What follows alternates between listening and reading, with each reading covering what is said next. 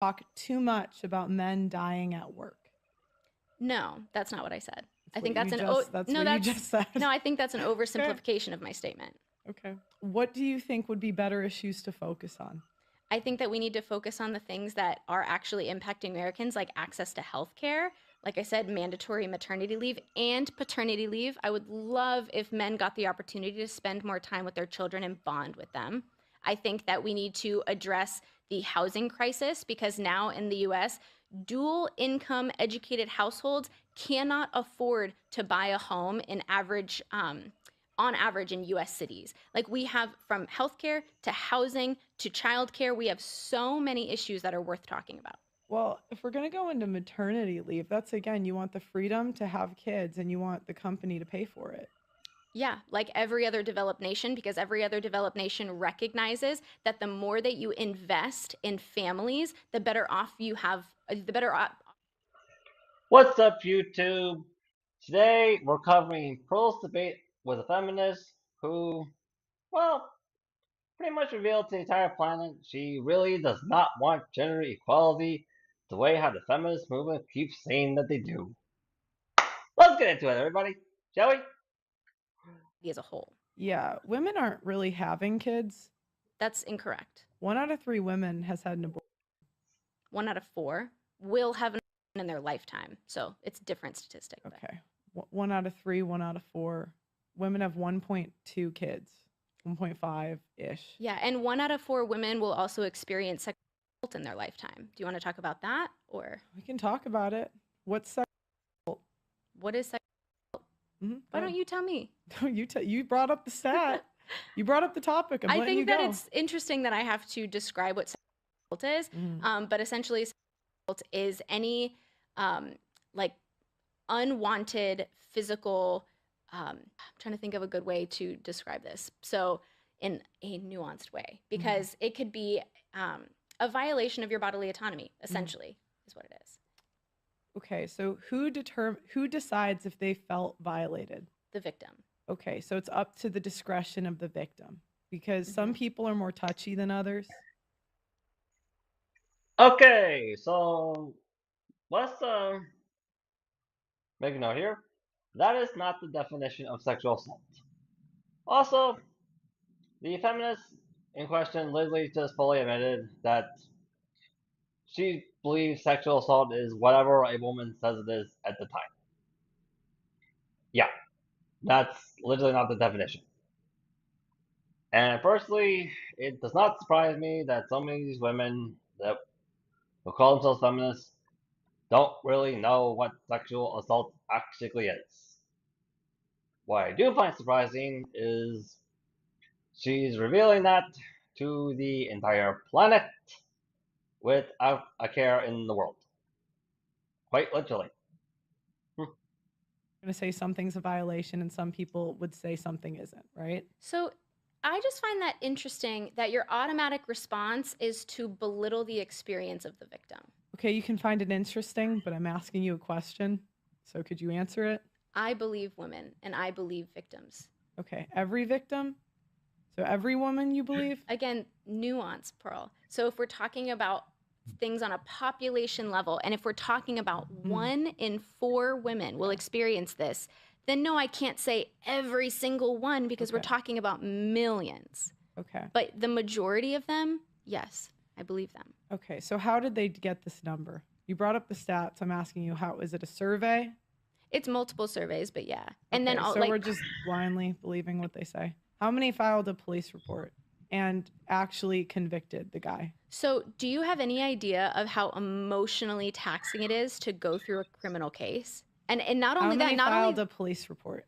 I don't know the statistics on that, but I don't think that it's relevant because this is the challenge we get is we just blindly believe women. Yeah, I think that we should. I think that we should believe women who say that they've been assaulted because the Me Too movement shows you that it's so grossly prevalent in our society. And I think that you are belittling the impact that it has on the victim to go through the rape kit at an ER, to go through that physical assessment and to be violated further after your body's already been violated, and then to go through the entire criminal court process, which can take years, having to tell your story over and over and over. And I do not blame women in the slightest if they say, you know what? I don't want to put myself through that. I've gone through enough. I'm not going to further traumatize myself. Yeah, I understand that. However, we have. Madam, what you literally just described was the constitutional right to due process. But thank you so much, Madam Feminist, for literally revealing to the entire planet that you don't believe in the constitutional right to due process, at least for men. You really want to take that away from men. Yeah, thank you so much for admitting that. And not just with a straight face, but with a very proud face, too. You literally admitted that to the entire planet.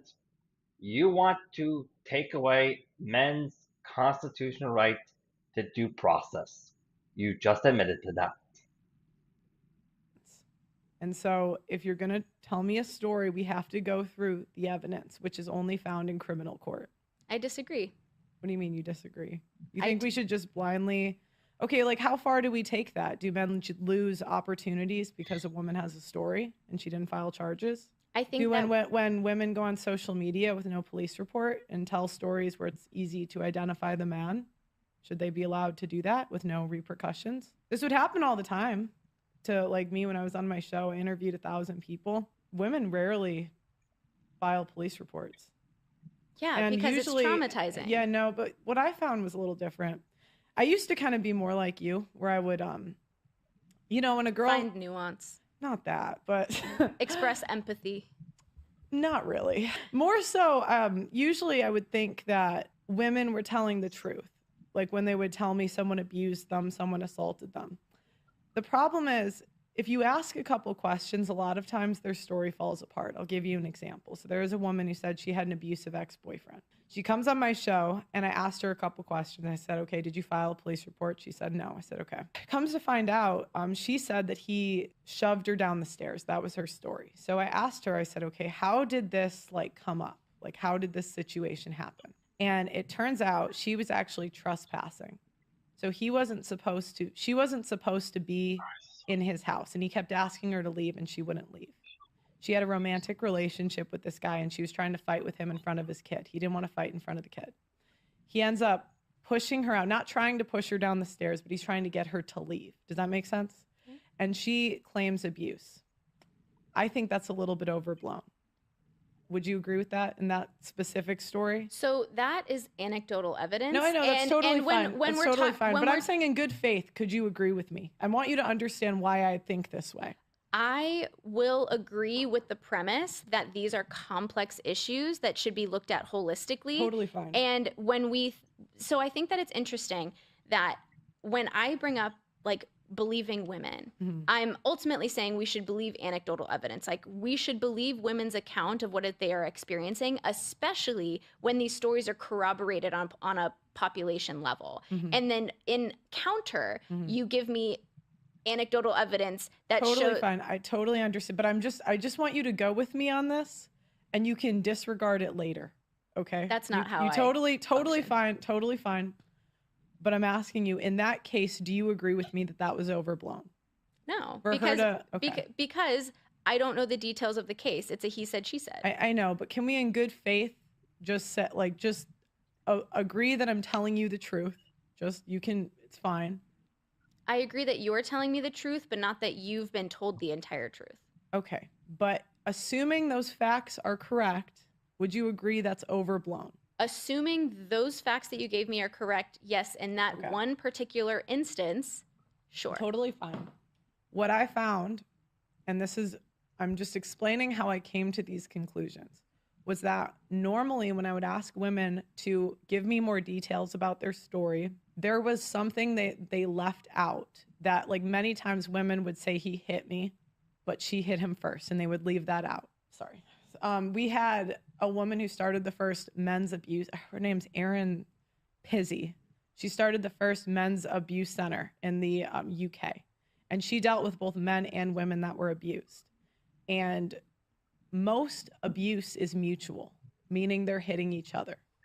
So that's the majority of cases. And what I found is women would often leave out the other side. They would say they were assaulted and they wouldn't put the other side of the story. And No, I'm just explaining how I came to this conclusion. yeah, so the people. I understand it's anecdotal, but Mhm. just like you've come to some conclusions because you anecdotally going through the medical system, that was how you came to those conclusions. I'm telling you how I came to mine. Okay. And so I think ultimately we end up with my conclusion, which is we should look at each of these cases holistically and with nuance and recognize that these are complex issues that just can't be given a black and white solution or scenario. Well, my point is we have to go based on the evidence. And the only way we can go on evidence is in criminal court. I disagree with that. Because, as I've said, it is incredibly traumatizing and taxing to go through the criminal process. So I think, unfortunately, we are left to anecdotal evidence when it comes to a lot of these cases. Right. But how do you know if somebody is lying? You don't. Yeah. And again, this is going back to you want to be able to. You do know if somebody's lying. That's literally what evidence is for, to determine and what the constitutional right to due process is for, to figure out if somebody is lying. But once again, madam, thank you so much for openly admitting to the entire planet you don't want men to have the constitutional right to due process. Thank you so much for doing that. And we just have to believe women, and the men just have to take it. So, And that's how so many men get falsely accused on college campuses and in the workplace. do you know the statistics of when they've analyzed these issues and when they've analyzed these claims, how many turn out to be false? Well, there's a lot of stats people throw around. I don't know which ones you're going to bring up, but you go ahead. Around 2 to 8%. The highest that I can find is 8%. And how did they come to that conclusion? Through both, like, if you're not going to look at like criminal evidence, a lot of times they'll corroborate it with friends and family. They'll corroborate it with instances at the workplace, things like that. Okay. Well, the majority of cases that are brought to police are not prosecuted, meaning that they don't have the evidence to prosecute them. Yeah, because it's incredibly hard unless you have a video camera. Okay, what the feminist is saying, everybody, is a flat out lie. It really is. It's a straight up lie. And the reason why we know this is because we have covered multiple police body cam footages here on this channel where, as a direct result of the feminist movement, anytime a Western woman, not all of them, but anytime they're held remotely accountable for something in any way, shape, or form, the default reaction to accountability is to commit the third degree felony known as making a false claim with the intention of harm. And the reason why is because, as a direct result of the feminist movement, that's a felony majority of Western women just don't seem to care about. They just don't.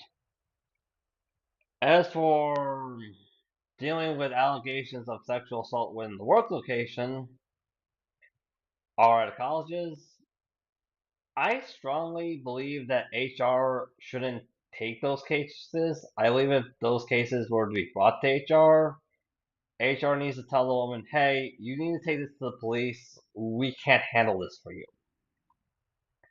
It's not because I don't believe sexual assault is not wrong, it is a crime.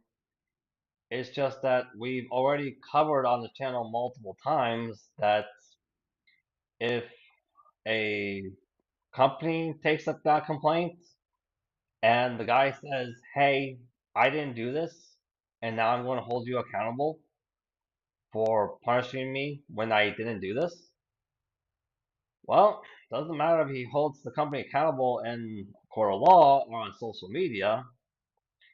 The majority of the time, there's nothing the facility can do to stop them. Like, there really isn't. And the reason why is because in that facility, is not legally registered within the government as a law enforcement facility. Like, it's not. So the woman can claim she was sexually assaulted as much as she wants to, like she can. I'm not gonna stop her. However, if your work location did not first take that complaint to law enforcement prior to the man's termination, well, since we're talking about facilities exercising a practice that they're not legally registered to do within that country, yeah, pretty sure that man and his lawyer can use that to have the render those complaints no longer eligible in the court of law. I'm pretty certain they can. Let's get back into it. So to have evidence towards these highly things. doubt that this survey got better evidence than the police. So that's actually incorrect because you're comparing things like civil and criminal instances, right? Because something where a man is going to lose his position at a job or where he's going to whatever it may be, that's different from like a criminal accusation. Mhm. And the bar for criminal accusation is so much higher. And you're going to need things like video evidence and transcripts and all these things, which are going to be incredibly difficult to have when you're living in the real world where like abuse doesn't happen in front of a camera. Don't you think that the bar should be high to accuse someone of a crime that's that serious? Criminally, You don't think so civilly too? no. Don't we want to be sure that the person is guilty?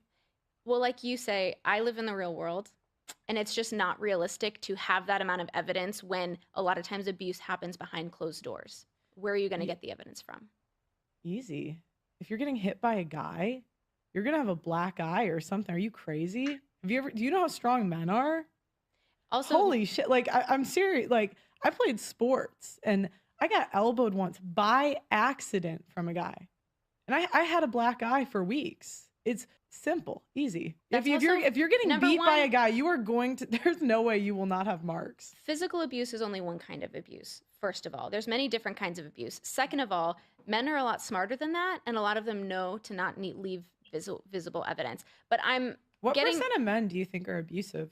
I would be throwing out a random number. I couldn't even tell you how many men You are just abusive. make it seem like it's everywhere. Well, Like, if all these women are saying they're assaulted, wouldn't that mean a good percent of men are assaulting women? Yeah, I mean, if 1 in 4 women will experience assault in their lifetime, then I would argue that 1 in 4 men could potentially be abusers if you want to like correlate the two statistics. But also 90% of violent crime in our country is committed by men. So it really It's isn't only because you confusing. don't count abortion. Do you want to talk about it? We can, but not really. It sounds like it because I'm pro-life, but like I know you're not, and it's not. I mean, but if Yeah. you're going to equate abortion to violent crime, I think that deserves a response. Okay, well, I mean, I view abortion as a child, and I know you don't. So That's not true. okay, go ahead. I view Like I view it from the moment of conception as a child. I do as well. Okay, I'm not surprised that these feminists want to keep talking about abortions. I'm not. What I do find very surprising is that every time a feminist talks about abortion, she never wants to answer the question like, hey, where do you think these tools and equipment for your abortion surgeries actually come from?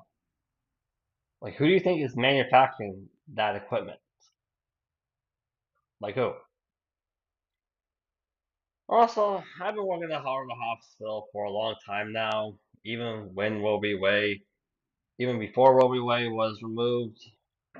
And I'll be honest with you, I have yet to see the loss of Roe v. Wade really affecting much of anybody lately. Like, I really haven't seen it at all. Have there been 1 or 2 instances reported on the news? Yeah, that's a given. That will happen. But in large, I haven't really seen it affect much of anybody. So there's a lot to be said for that. Anyways, that's all we got time for tonight.